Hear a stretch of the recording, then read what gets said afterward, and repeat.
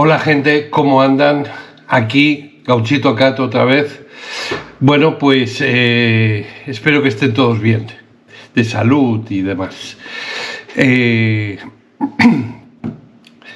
Tengo 15 fieles constantes en mi canal. No son muchos, ya lo sé, pero bueno, lo importante es que haya alguien que lo escuche de lo que yo hablo y de las aventuras que sigo contando. Esta es un capítulo que vamos a hablar de, como ya os anunciamos, que hablaríamos de la parte del Mali y de la parte de Omboritongo, Mopti y el país Dogón. Este es un buen capítulo donde no pasó excesivamente nada importante, ningún tropiezo con la policía, ningún tropiezo con lugareños del sitio, o sea que no tuvimos incidentes, gracias a Dios, porque llevábamos bastante tiempo una detrás de otra. Entonces, bueno, llegamos a Omboritongo. Omboritongo es un poblado que existe entre Gao y Mopti, dos ciudades más importantes junto con Bamako, lógicamente, la capital de Mali. Y ahí estuvimos alojados en un campamento que teníamos montado, que era un sitio donde había un ex trabajador de Nuevas Fronteras que vivía ahí permanentemente todos los días del año. Entonces él tenía montado un negocio en el que escalando unas agujas de montañas que hay en Ombori bastante importantes y como podéis ver en las fotos, bastante altas, él organizaba viajes para escalar esas agujas y después cuando las escalaban, ¿no?, con mochilas y demás, porque iban con mochilas escalándolas hasta arriba, en las mochilas llevaban un parapente y entonces se lanzaban en parapente desde arriba de las agujas hasta el pueblo Ombori, ¿no?, que puede haber 5 o 6 kilómetros, y entonces ese era el negocio que él hacía, montaba estos viajes. Y se había quedado a vivir ahí porque se casó con la hija del jefe de la tribu, ¿no? Y entonces, pues bueno, tenía unos chavalillos por ahí y demás, y se quedó a vivir ahí. Esta es la historia del guía este, que se quedó a vivir ahí en Omboritongo. Y hacía estas expediciones, subiendo las agujas del Ombori. Entonces, bueno, estuvimos ahí un par de días. Eso nos sirvió también para gestionar la excursión al país Dogón, donde los Dogones es una tribu que existe en Mali, que está protegida por la UNESCO como Patrimonio de la Humanidad. Es una tribu muy antigua, con unas creencias bastante chocantes. Ellos dicen que son descendientes de los hombres de las estrellas. Ellos señalaban una estrella que nunca se había descubierto hasta bien entrado el siglo XX. Pero ya antiguamente ellos decían que venían de esa estrella, aunque no se veía a simple vista, ¿no? Entonces tienen un dios que es la unión entre el cielo y la tierra, y representado por una máscara que se llama Kanaga y una máscara ceremonial que usan en ceremonias más importantes de la tribu. Os paso unas fotos de las máscaras, ¿no?, para que la podáis ver bien, ¿no? Entonces, fijaros que en la parte de abajo de la máscara hay como el pico de un ave rapaz, ¿no? Y en la parte de arriba de la máscara hay como una especie de cruz, ¿no?, con dos palos, uno que apunta hacia abajo y otro que apunta hacia arriba.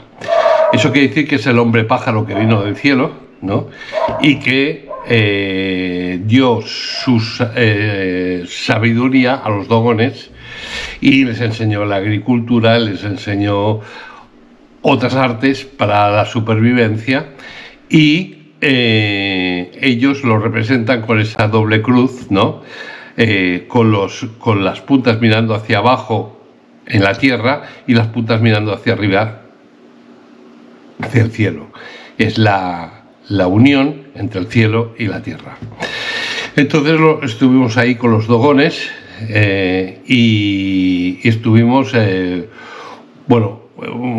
un día entero, o sea, son más o menos 2 horas de andar, o 3, Estuvimos con ellos ahí, comimos con ellos y después por la tarde ya nos fuimos otra vez hacia Mboritongo para dormir, donde teníamos el campamento. Esa es la historia del país Dogón, un sitio muy bonito de ver. Más tiene unos acantilados, unas rocas enormes, donde está todo excavadas, ¿no? En pequeñas grutas, donde ellos depositan ahí a sus muertos, ¿no? Y es como un cementerio clavado, hecho en la roca viva calcárea de las paredes del poblado de Dogón, donde esto está en la región de Bandriagra. Total que después, estuvimos, llegamos a Mboritongo, estuvimos 2 o 3 días y entonces por las mañanas yo me dedicaba a llevar a todas las chicas del poblado a las fuentes para recoger agua para toda la comida y para todo el día, ¿no? Entonces ellas lo llevan con unas calabazas que están vacías, ¿no? Y en esas calabazas pues llevan el agua y normalmente las fuentes de agua estaban a 4 kilómetros del poblado, o sea que ellas tenían que hacer 4 kilómetros andando cada día, cargadas con las calabazas, rellenarlas de agua y volver al poblado con las calabazas cargadas de agua. Más o menos en cada calabaza caben unos 20 o 30 litros hasta el poblado a llevar el agua. Y esto es el quehacer diario, ¿no? Cuando nosotros llegábamos, normalmente siempre íbamos, uno de los guías se iba con los turistas a ver el país Dogón y el otro se quedaba a llevar a la gente al poblado siguiente, que ahí había un médico y demás, y las fuentes y demás. Y entonces todo el mundo que tenía que ir, pues subía en los coches para llevarlos hasta ahí a cargar agua.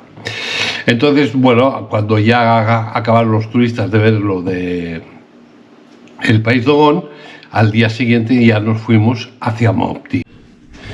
Os voy a leer algo que hablan del país Dogón y es importante, es sorprendente. Lo más sorprendente es saber que los dogones manejaban datos cosmológicos que dejaron a los antropólogos pasmados. Sin disponer de telescopios ni ninguna otra tecnología remotamente similar, en el país de Dogón ya se sabía de la existencia de los anillos de Saturno o de los 4 lunas de Júpiter.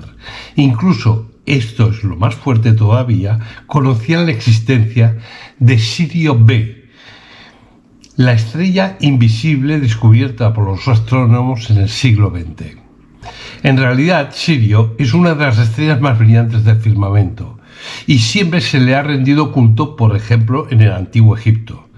Sin embargo, hacia 1920 se identificó otra estrella en la órbita de Sirio, aunque ya fue observada unos 60 años antes.